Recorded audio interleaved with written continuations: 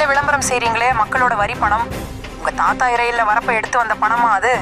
மக்களுக்கு நல்லது நடக்க, அதாவது விவசாயமா அவர்கள் நெல் பயிர்களை மழையில நினையாம பாதுகாக்க ஓர் கட்டிட அமைப்புக்கு இல்லையா? மழை வந்து நெல் பயிர் வீணா அழுகி போய் விவசாயி வலியால் அழுகுறாங்களா? விவசாயிகளோட வரி பணத்தை எடுத்து அவர்களுக்கு இழப்பீடு கொடுக்க முடியாத, அவர்களும் எந்த பொருள் வாங்கினாலும் எந்த சேவையை பெற்றாலும் வரி கட்டுறாங்களா இல்லையா?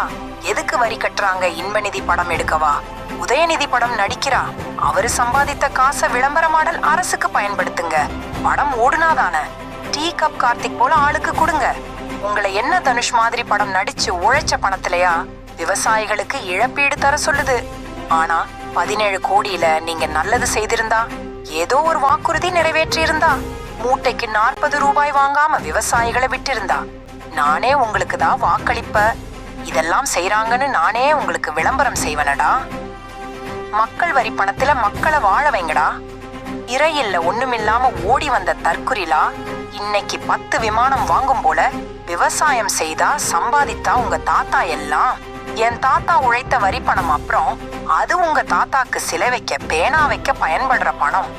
குறை சொல்ல முடியாத ஆட்சின்னு சொல்றவன் எவனாவது வந்தா அவன் பிள்ளை அரசு பள்ளியில படிக்குதா? அவன அரசு மனநல மருத்துவமனைக்கு அனுப்புங்க.